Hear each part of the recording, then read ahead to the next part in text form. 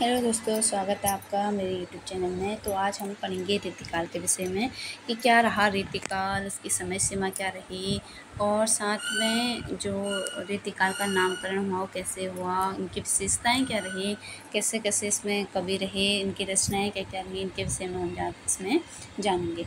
तो सबसे पहले हिंदी साहित्य का जो उत्तर मध्यकाल है, जिसकी समय सीमा है 1700 से 1900 विक्रमी संवत, जिसे रामचंद्र शुक्ल ने क्या कहा, रीतिकाल कहा। ठीक है। और डॉक्टर नगेंद्र ने 1650 से 1850 ईस्वी को रीतिकाल की समय सीमा बताया। मतलब कि रामचंद्र शुक्ल ने बताया 1700 से 1900 विक्रमी संवत और रीतिकाल को उत्तर मध्यकाल का है। तो वहीं पर डॉक्टर नगेंद्र ने 1650 से 1850 को रीतिकाल की समय सीमा बताई है। ठीक।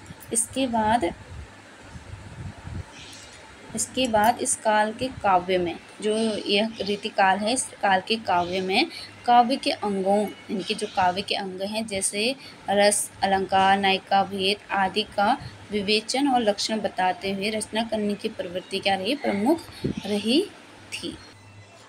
थी, जिसके कारण इसे रीतिकाल कहा गया। ठीक है। इसमें मतलब जो काव्य के अंग हैं, रस, अलंकार, नायिका भेद, इसका विवेचन करने के लिए, मतलब लक्षण और इनका लक्षण बताने के लिए रचना करने की प्रवृत्ति प्रमुख थी और इसे रीतिकाल कहा गया।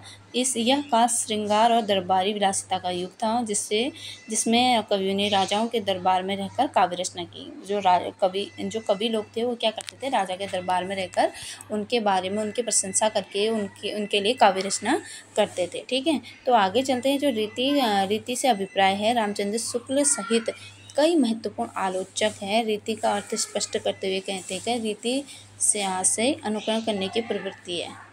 क्या रही है, अनुकरण करने की इसमें प्रवृत्ति रही है। ठीक। तो यहाँ तक हमारा जो रहा है रीतिकाल, जिसकी समय सीमा इसमें रामचंद्र शुक्ल के अनुसार और नगेंद्र के अनुसार दिया है। और जो काव्य की रचना जो करते थे उसमें रस, अलंकार, नायिका भेद आदि का विवेचन और लक्षण बताते हुए रचना करते थे। और जो इसमें जो कवि थे वो राजा के दरबार में रहकर उनकी प्रशंसा में काव्य रचना इसमें करते थे। और जो रीति का जो अर्थ है, अनुकरण करने की जो प्रवृत्ति रही है, वो क्या है, रीति का अर्थ है। तो आगे चलते हैं दोस्तों। इसमें है जो रीतिकाल के जो नामकरण है, मतलब कि रीतिकाल का नामकरण कैसे कैसे किस किस कवि के द्वारा किया गया था। ठीक। सबसे पहले है इसमें रामचंद्र शुक्ल के अनुसार, जैसे रामचंद्र शुक्ल ने रीतिकाल को क्या कहा है, उत्तर मध्यकाल और रीतिकाल। रामचंद्र शुक्ल ने क्या कहा है, उत्तर मध्यकाल और रीतिकाल।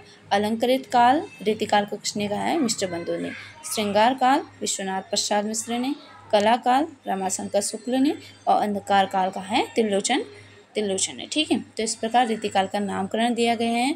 किसी ने रीतिकाल को उत्तर मध्यकाल का है, आचार्य शुक्ल, और मिस्टर बंधु ने अलंकृत काल, विश्वनाथ प्रसाद मिश्र ने श्रृंगार काल, और डॉक्टर रमाशंकर शुक्ल ने कलाकार त्रिलोचन ने अंधकार काल रीतिकाल को कहा है। इसके बाद रही है जो रीतिकाल की जो प्रथम रचना मानी है, वो कृपाराम की हितरंगिणी को माना है। किसको माना है, कृपाराम की हितरंगिणी को रीतिकाल की प्रथम रचना मानी है। और रामचंद्र शुक्ल ने रीतिकाल के प्रवर्तक चिंतामणि को माना है। किसको माना है, रीतिकाल का जो प्रवर्तक माना है रामचंद्र शुक्ल के अनुसार, वो माना है चिंतामणि को। ठीक है। इसके आगे हमारा रीतिकाल की जो प्रवृत्तियाँ रही हैं, कौन कौन सी इसमें प्रवृत्तियाँ रही हैं, कैसी इनकी विशेषता रही है रीतिकाल की, इसके बारे में हम आगे जानेंगे। जो रीतिकाल की जो प्रवृत्तियाँ रही हैं, रीतिकालीन साहित्य मध्यकालीन दरबारी संस्कृति का प्रतीक है। ठीक है। मध्यकाल की दरबारी संस्कृति का प्रतीक है। रीतिकालीन काव्य में रीति और अलंकार की प्रधानता रही। किसकी रही है, रीति और अलंकार की इसमें प्रधानता रही है। रीतिकालीन कवियों ने विलासी राजाओं की विलास प्रवृत्ति को संतुष्ट करने के लिए श्रृंगारिक रचनाओं की रचना की। ठीक है। इसमें जो प्रवृत्तियाँ रही हैं, जैसे रीति निरूपण हो गया, श्रृंगारिकता हो गया, अलंकारिकता, प्रशस्ति मूलक काव्य, ब्रज भाषा का इसमें प्रयोग किया गया था, प्रकृति चित्रण इसमें किया गया है, भक्ति भावना एवं नीति परकता इसमें है, भोग्यता एवं चमत्कार प्रदर्शन इसमें किया गया है। जो इसमें रीतिकाल की जो प्रवृत्तियाँ हैं ना, जो रीतिकाल के जो कवि हैं, उन्होंने जो श्रृंगारिकता, इनकी श्रृंगारिक भावों से युक्त पदों की रचना रीतिकालीन साहित्य के महत्वपूर्ण विशेषता रही है। जो श्रृंगारिक भाव हैं, श्रृंगारिक भाव से जो युक्त पद हैं, क्योंकि इसमें पदों की रचना हुई थी ना, पदों की रचना रीतिकालीन साहित्य के क्या रही है, महत्वपूर्ण विशेषता रही है। जो ये कवि थे रीतिकालीन कवि, इनकी श्रृंगारिकता में रूप, लिप्सा, भोगेच्छा, विलासिता एवं शारीरिक सुख की कामना दिखाई पड़ती है। ठीक है, शारीरिक सुख की जो कामना है उसको दिखाई पड़ती है, क्योंकि कहीं न कहीं जो रीतिकाल था वो किस चीज़ से था, जो राजा थे वो कहीं न कहीं नायिकाओं के पीछे, यानी कि भोग लिप्सा के पीछे या शारीरिक सुख के पीछे अपना जीवन व्यतीत करते थे। तो उन कवियों ने उन्हीं की प्रशंसा में वो काव्य रचना की है, ठीक है।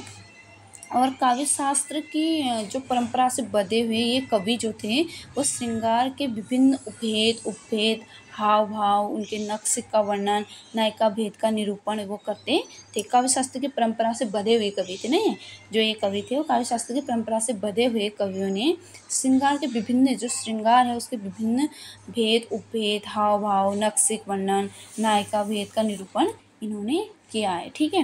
तो आगे चलते हैं, जो रही है अलंकारिकता, यानी कि जो दरबारी काव्य होने के कारण रीतिकालीन जो काव्य था वो अलंकरण शैली की, मतलब अलंकरण शैली इसमें प्रधान रही है। इनके अलंकरण शैली की इसमें क्या रही है, प्रधानता रही है। और मतलब ये इनका जो संपूर्ण काव्य है ऐसा प्रतीत होता है कि जैसे कोई जो स्त्री है वो आभूषण करके, जैसे आभूषण पहन कर आभूषण से युक्त जो स्त्री होती है वो बैठी हो, ऐसा इनके काव्य को पढ़कर या इनके काव्य से ऐसा प्रतीत होता है कि कोई स्त्री जैसे आभूषणों से युक्त होकर बैठी हो। काव्य में अलंकारों की अतिशयता के कारण सहजता का स्थान स्थान जो सहज स्थान होता है वो कृत्रिमता का समावेश, नहीं कि कहीं ना कहीं बनाए हुए के साथ इसमें बताया गया, ठीक है।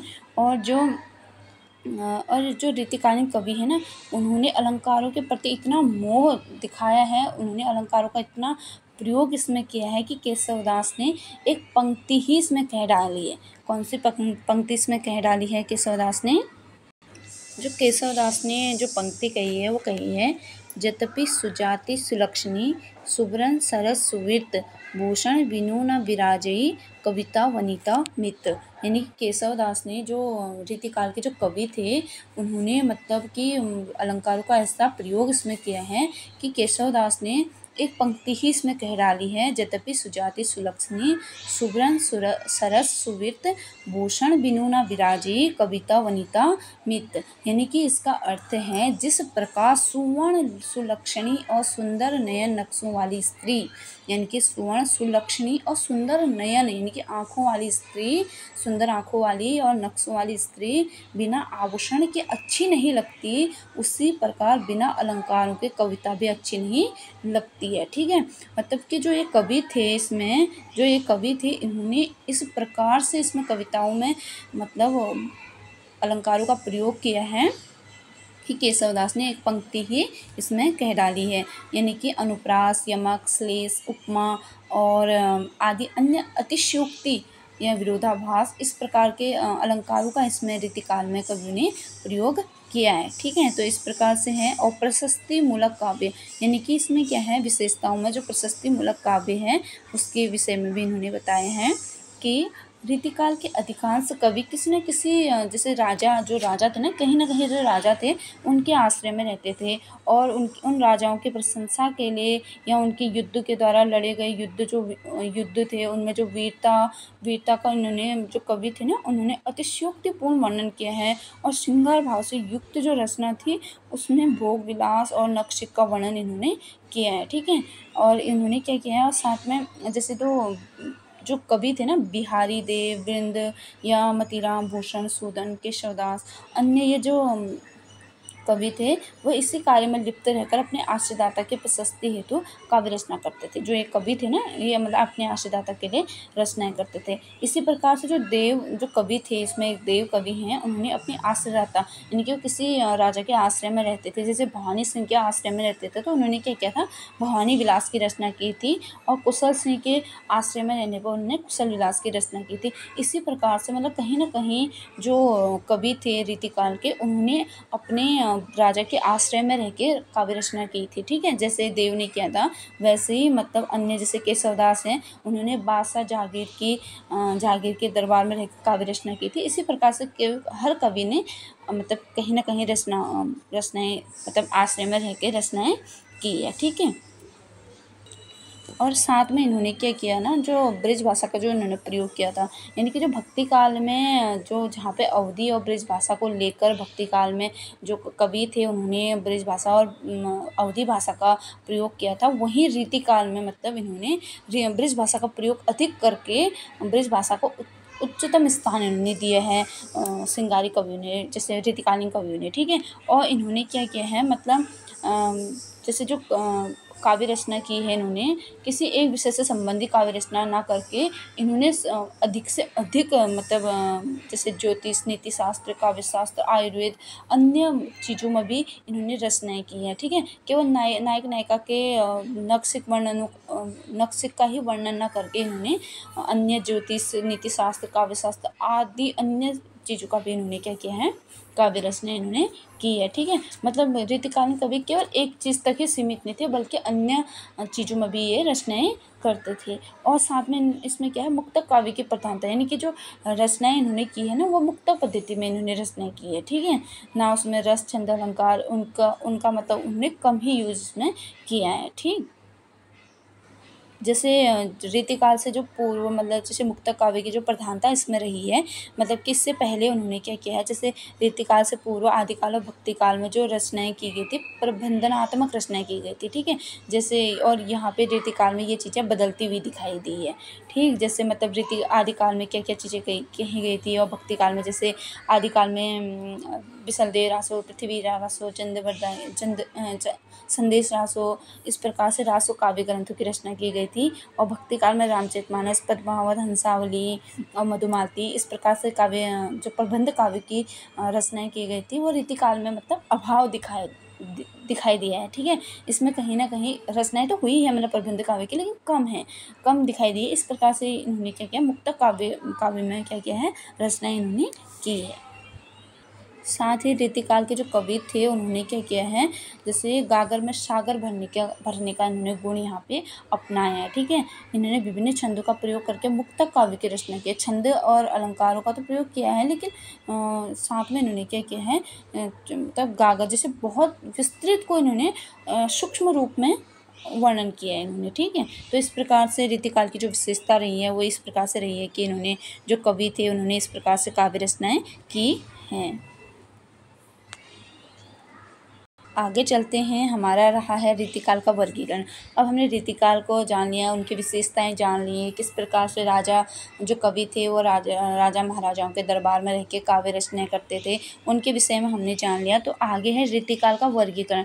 आखिर रीतिकाल का वर्गीकरण कितने भागों में किया गया था, 3 भागों में किया गया था, ठीक है। रीतिकाल का जो वर्गीकरण किया गया था 3 भागों में किया गया था। रीतिबद्ध काव्यधारा, रीति सिद्ध काव्यधारा और रीति मुक्त काव्यधारा, ठीक है।